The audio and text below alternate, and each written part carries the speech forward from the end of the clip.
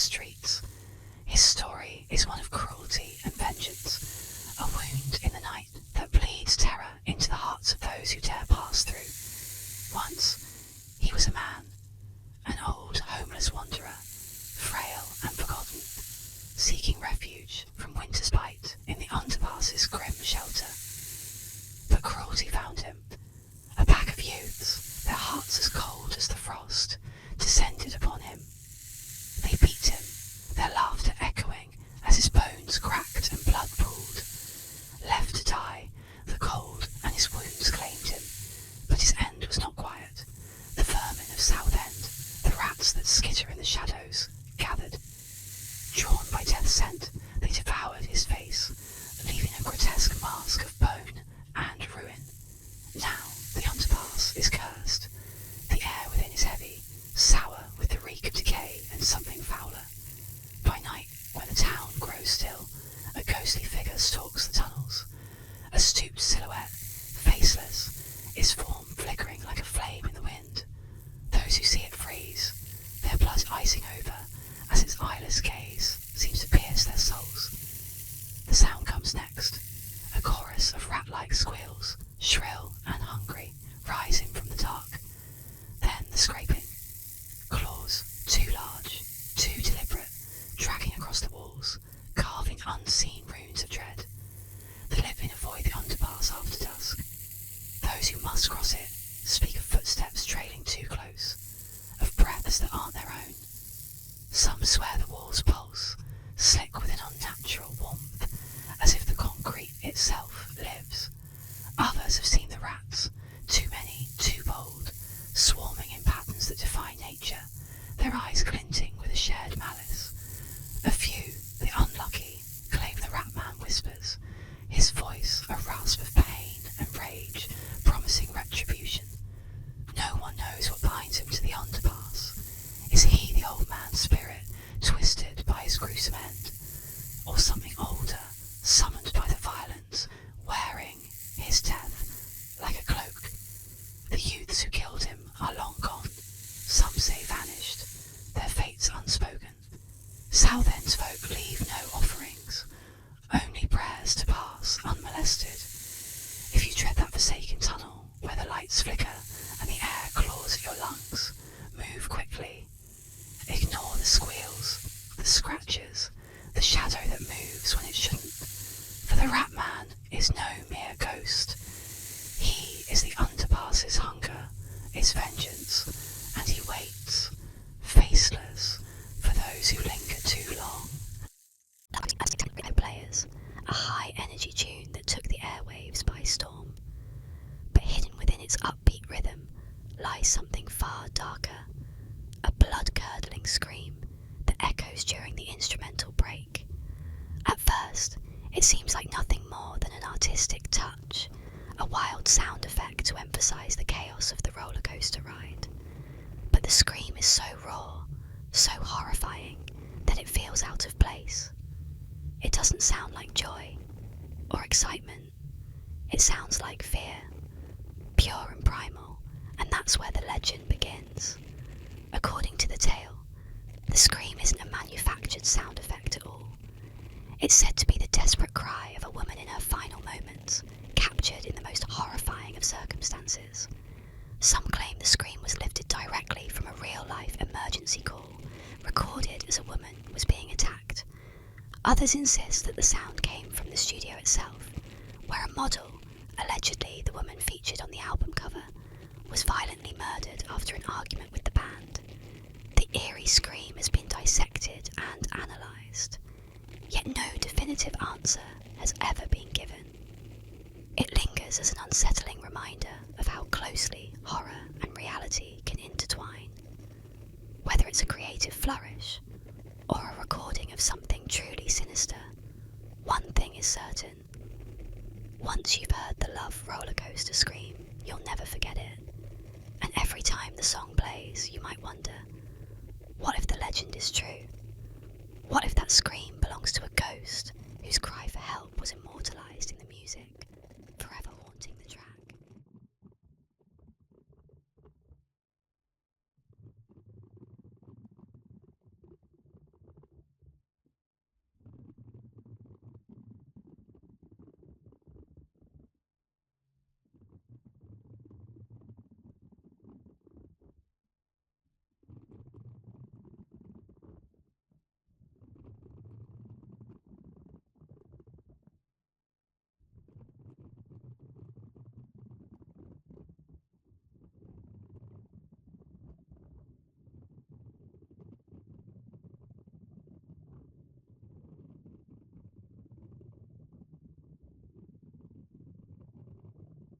shadowy corners of conspiracy lore, there exists a chilling legend of enigmatic figures known as the Men in Black. These mysterious agents, always dressed in immaculate black suits and ties, are said to appear without warning, their presence as unsettling as the secrets they seek to bury. Their mission is simple yet sinister: to silence anyone who has seen too much. The stories begin with those who claim to have encountered UFOs or survived alien abductions. These individuals, still grappling with their experiences, often report being visited shortly after their sightings. The Men in Black arrive unannounced, moving with an uncanny precision. Their black cars glide noiselessly to a stop, their faces emotionless, almost inhuman. They speak in monotone voices, their words rehearsed yet unsettling, questioning witnesses with an intensity that chills the soul. Witnesses describe them as eerily identical, their skin pale and waxy, their movements robotic, and their eyes hidden behind dark sunglasses. There's something not quite right about them, something that suggests they are not entirely human. Some claim they know intimate details about the witnesses' lives, things they could not possibly have discovered by conventional means. The encounters often end with thinly veiled threats. The Men in Black warn their targets to remain silent, to forget what they've seen, and to never speak of their experiences again. Those who defy these warnings report strange occurrences, missing time, unexplained illnesses, or even complete disappearances. To this day, the Men in Black remain a terrifying enigma.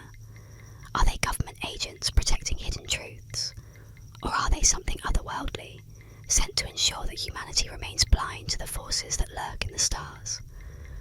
Whatever they are, one thing is certain: when the Men in Black come knocking, the truth is the last thing they want you to uncover.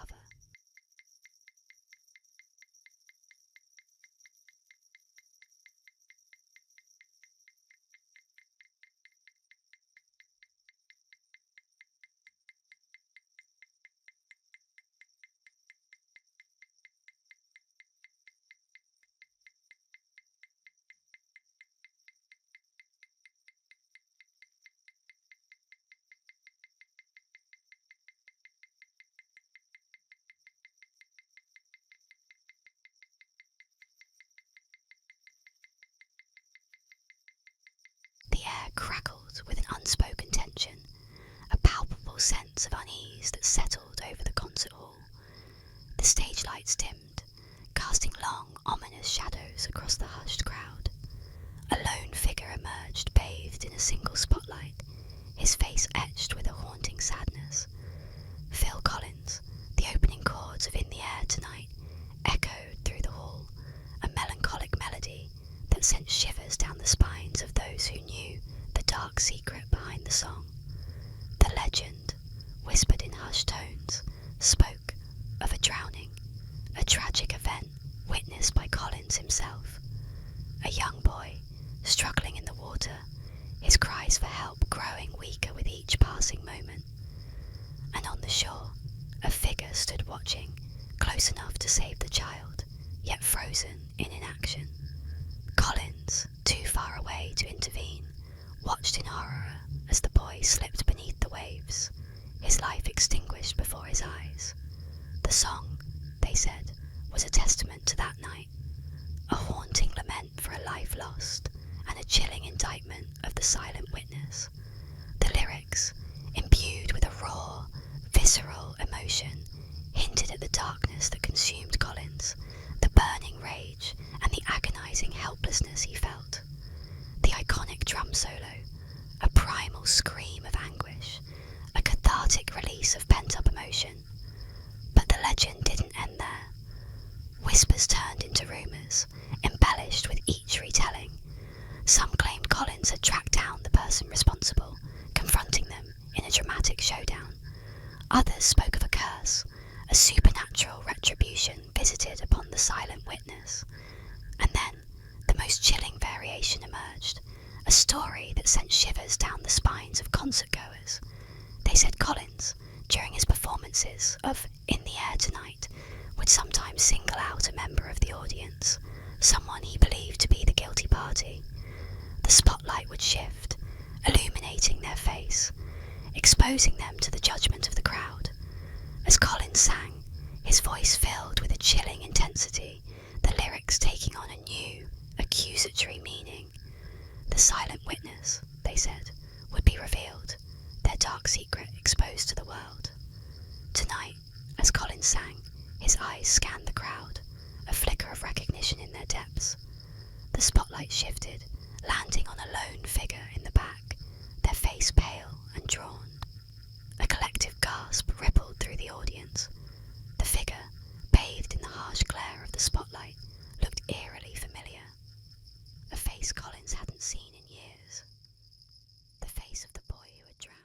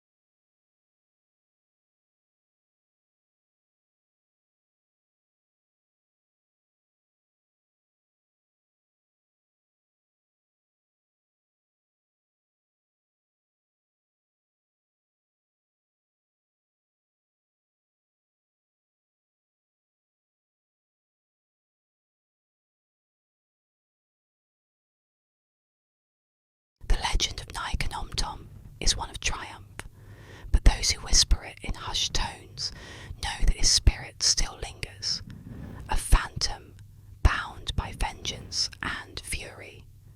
In 1767, after the fall of Ayutthaya, Nycombe, a captured Meithei fighter, was dragged in chains before King Mangra of Burma.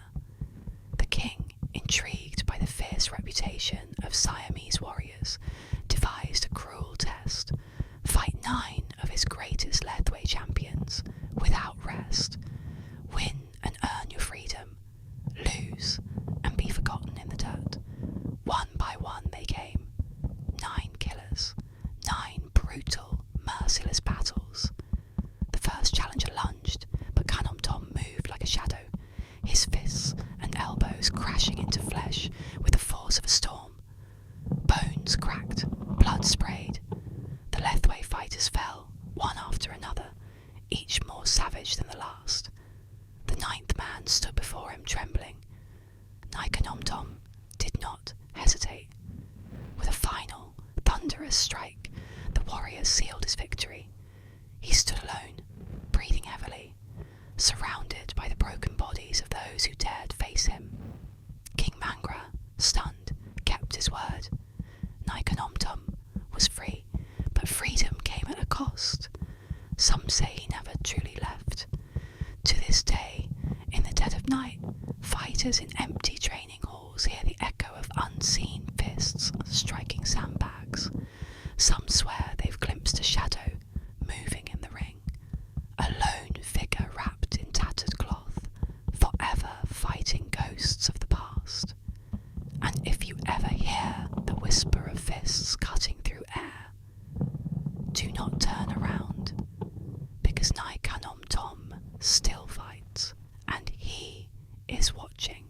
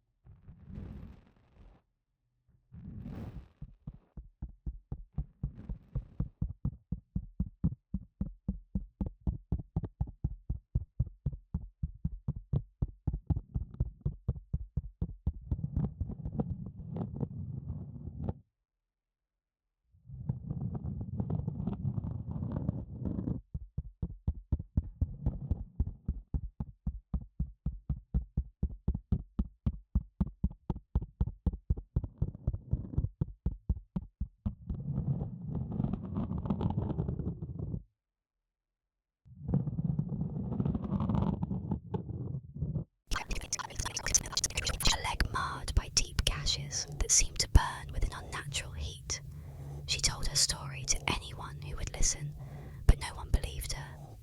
At least not at first. It was only after other women began to report similar attacks that the legend of the green-clawed beast began to take shape. Women swimming in the Ohio River, or even simply wading in the shallows, were pulled under by invisible hands, their bodies scratched and bruised by the monster's powerful claws. The creature seemed to appear from nowhere, dragging its victims into the depths before retreating back to the darkness of the river. The green-clawed beast is said to be humanoid in shape, with long, sinewy arms and terrifyingly sharp green claws that glow faintly in the dim light of the river. Its skin is said to be slick and scaly, like that of some ancient amphibian, its eyes glowing with an unnatural hunger. Some say it is a creature of the river, born from the depths of the earth, awakened by the pollution and decay of the water.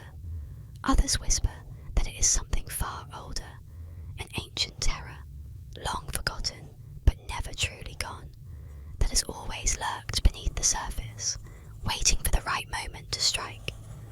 The attacks continue to haunt the town to this day, with local legends speaking of the creature's periodic return, drawn by the scent of fresh blood or the call of an unsuspecting swimmer. Though the authorities have always dismissed the stories as nothing more than urban legends, the scars on the victims' legs and the eerie tales from those who survived tell a far darker story. And so, the green-clawed beast of the Ohio River lingers in the hearts of the people of Evansville, a nightmare that is never too far from the surface, waiting for the next unwitting soul to dip their toes too deep into its domain. If you ever find yourself on the riverbanks after dark, remember this. You might feel the water shift beneath you, a chill creeping up your spine, and then, just as the darkness swallows the last of the light, you'll hear the unmistakable scrape of claws against flesh. There's a dark and twisted tale that circulates online, one that is both bizarre and deeply unsettling. It's the story of the Hippo Eats Dwarf, an urban legend that tells of a circus performer, an acrobat or clown, depending on who tells it, who met a horrific end at the jaws of a hippopotamus. The legend goes that during a circus performance, the dwarf performer was meant to interact with the animals in a carefully choreographed act, entertaining the crowd with his bravery and skill. However, something went horribly wrong. As the dwarf entered the enclosure to face the massive hippopotamus, the animal, typically calm and trained, suddenly became agitated. In a horrifying moment of confusion and fear, the hippopotamus lunged forward, its massive jaws snapping shut around the small man. The crowd screamed, but it was too late. Witnesses claimed that the hippopotamus swallowed the performer whole, a grisly spectacle that left the audience in shock and terror. The circus tried to cover up the incident, but the gruesome nature of the death spread like wildfire, becoming an urban legend that still sends chills down the spine of anyone who hears it. Some versions of the tale suggest that the circus attempted to retrieve the body, but all they found was the empty, bloated carcass of the hippopotamus, the man's remains never to be recovered.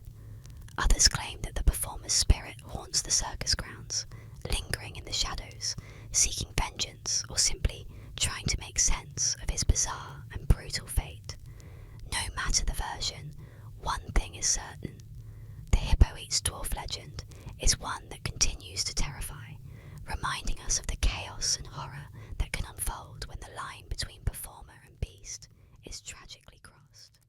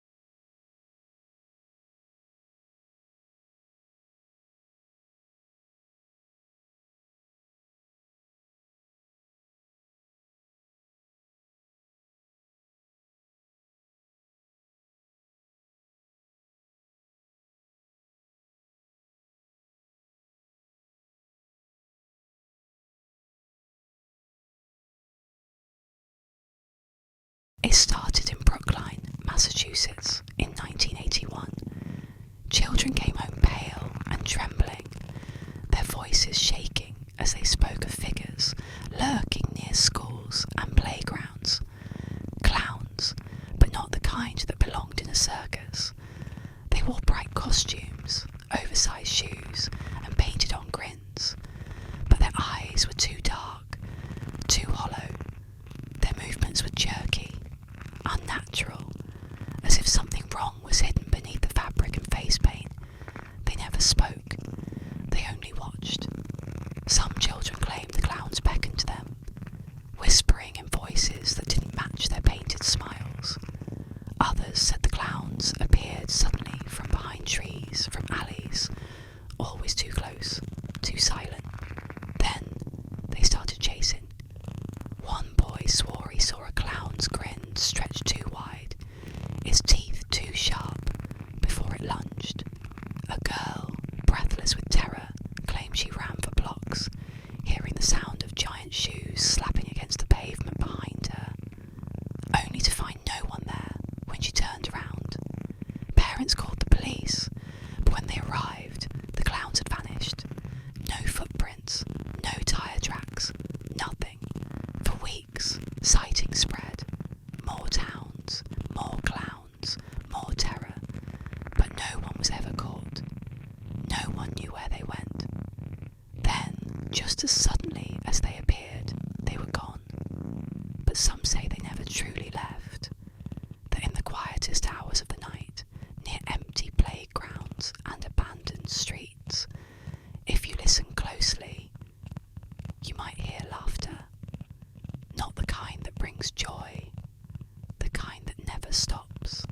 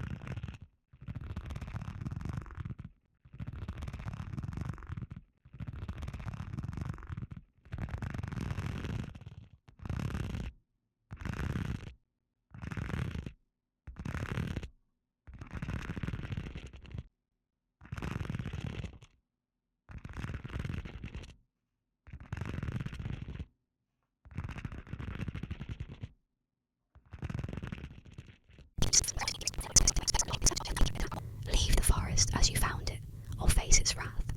The petrified trees of Escalante may seem still and silent, but they guard their secrets jealously. Those who steal from them awaken a curse, one that clings to their lives, unrelenting until the debt is paid, or until they are no more.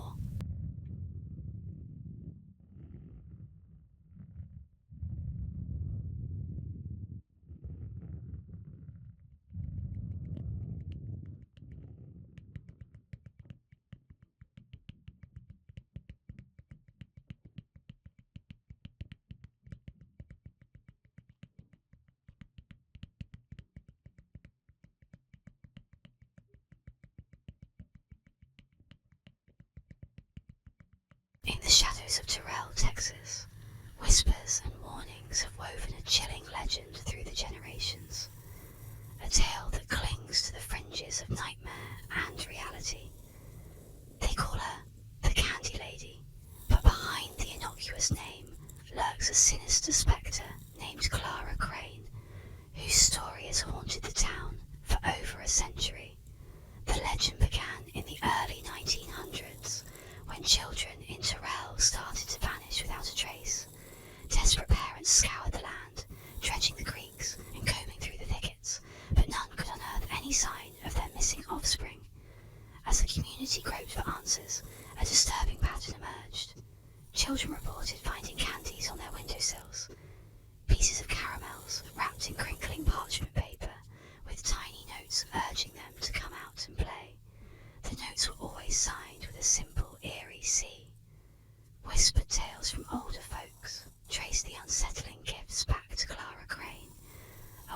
once known among the townsfolk. Clara, they said, had lived on the fringes of Tyrrell, a reclusive and peculiar widow, whose only solace after the death of her abusive husband was her young daughter. Her life spiraled into darkness when her daughter mysteriously died, with local gossip suggesting foul play.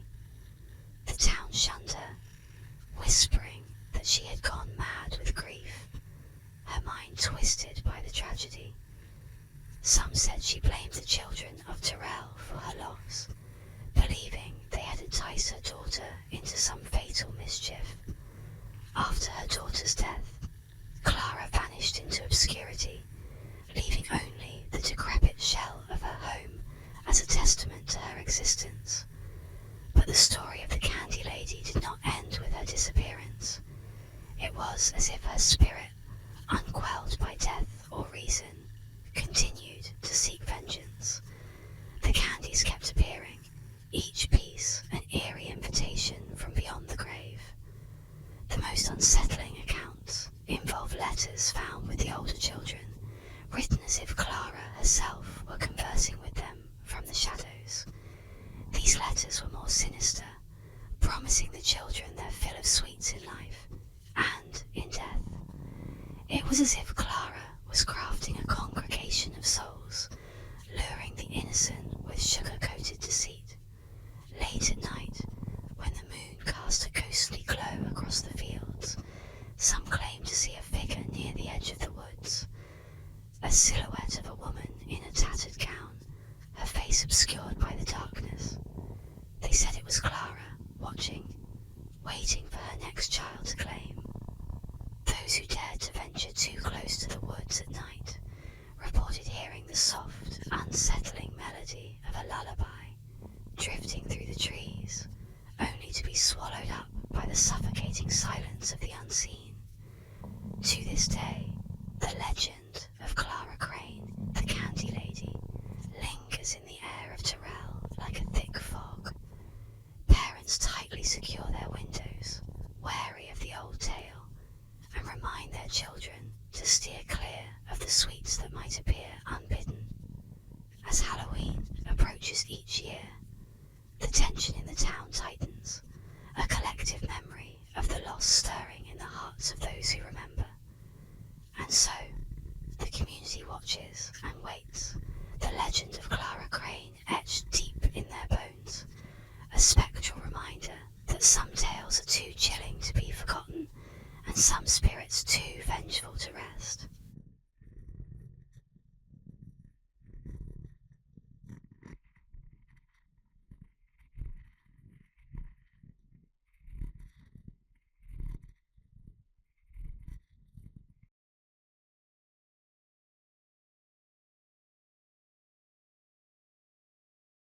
In the quiet wooded landscape of Wisconsin, there's a chilling mystery that lingers in whispers and half-forgotten memories. According to legend, there once was a town named Doveland, a small, close-knit community with friendly neighbours and quiet streets. Yet, by the early 1990s, Doveland had disappeared without a trace. Not merely abandoned or decayed, but entirely erased, as if it had never existed. Today, there are no maps, no records, not even a mention of it in official documents. Yet, people swear they remember it, and others carry fragments of its memory in objects and eerie recollections. Locals and former residents insist they once visited or even lived in Doveland. They recall the roads, the town square, the shops, and the lake that glistened under summer skies.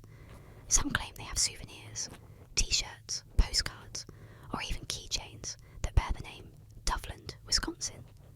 These objects are rare, kept like relics, though the origins are lost and faded, as if each one were a relic from a place beyond reach. Those who find themselves in possession of these objects describe an uneasy feeling, as if they hold a piece of something that wasn't meant to be remembered. The most unnerving aspect of the legend is that no one seems to agree on what happened to Doveland. Some say it was the result of a government experiment gone wrong, a project that shattered the fabric of reality itself. Others whisper about a tragedy so horrific that the town was erased to protect outsiders from its dark secrets.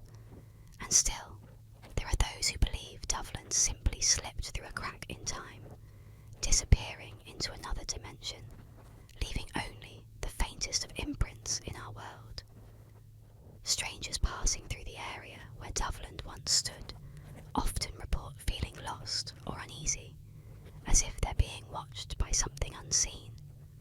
There are other eerie reports as well. Travellers say that on certain nights they've seen faint lights through the trees and heard the distant sounds of music and laughter, as though a town was still there, celebrating in the darkness. Some even say they've glimpsed ghostly figures in the shadows, walking along non-existent streets, whispering words that dissolve in the wind. People who claim to have lived in Doveland share an unsettling commonality. They all experience recurring dreams of returning to the town, walking familiar streets, greeted by familiar faces, faces they now cannot remember. They wake with a sense of deep loss, as if a part of themselves was left behind in that town that no longer exists. Strangers who visit the region sometimes describe feeling a magnetic pull to a place that doesn't appear on any map, or an intense sense of déjà vu, like they've stepped into a place they once knew but cannot recall. Doveland, Wisconsin remains an enigma, a town lost to time or perhaps to something far darker. Its absence lingers like a wound, and those who remember it are left with the eerie feeling that a piece of reality has slipped away, taking with it a slice of their own lives. The mystery of Doveland hangs like a shadow over the region, a strange void that beckons to those who seek it, yet warns of dangers hidden within forgotten places. For those who dare to remember or seek to uncover its secrets, there's always the haunting question: what happens to those who dig too deep into a place that was never meant to be found? Let's journey into the peaceful waters of the Pacific coast, where legends of Cadborosaurus, a mysterious sea serpent, drift in the waves. Relax and let the soothing tale unfold. Cadborosaurus, affectionately known as Caddy, is a legendary sea serpent that has captured the imagination of many along the Pacific coast of North America. Its name is derived from Cadboro Bay, a coastal area in Greater Victoria, British Columbia, where it has reportedly been spotted numerous times over the years. The legend of Caddy has become a staple of local folklore, with stories of its sightings stretching from Alaska to California, although British Columbia remains its most frequent haunt. Described as a massive, snake-like creature, Cadborosaurus is said to possess a long serpentine body, often estimated to be between 10 to 50 feet in length. Witnesses describe its head as horse-like, with large eyes, and sometimes small horns or fins protruding from the sides. The creature is also thought to have humps along its back, similar to the classic sea serpent imagery that has been passed down through various cultures around the world. These humps are often visible as it glides just beneath the surface of the water, leaving a distinct wake in its path. Caddy's elusive nature adds to the mystery surrounding it. There are countless accounts from sailors, fishermen, and beachgoers who claim to have seen the creature, yet no definitive physical evidence has ever been produced to confirm its existence. The creature is usually reported to move with great speed, effortlessly cutting through the water, making it difficult to capture or photograph.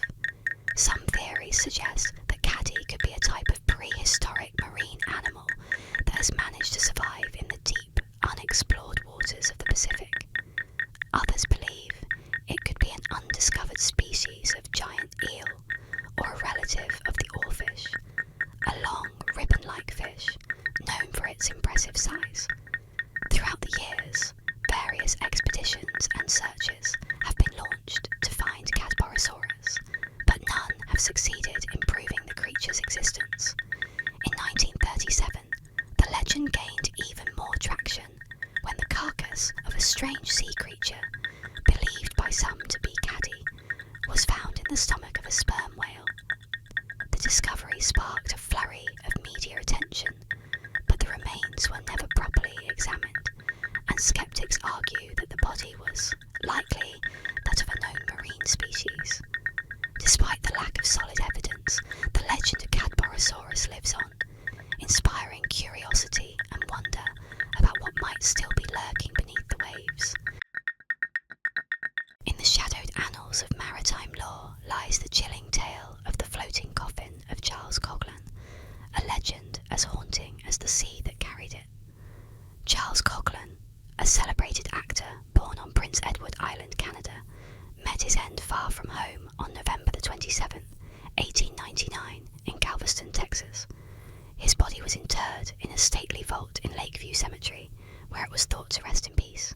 But the sea had other plans. The following year, in September 1900, the infamous Galveston hurricane struck with apocalyptic fury.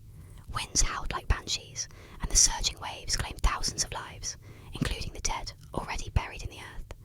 Among the storm's grisly victims was Coghlan's coffin, torn from its resting place and cast into the raging Gulf waters. For years nothing was heard of the coffin's fate until a tale began to emerge. One whispered with disbelief and dread. According to legend, the coffin, guided by some unseen hand, or perhaps by Coghlan's unfulfilled yearning for home, drifted through the Gulf of Mexico, up the Atlantic coast, and across the icy waters, eventually washing ashore on the rugged shores of Prince Edward Island.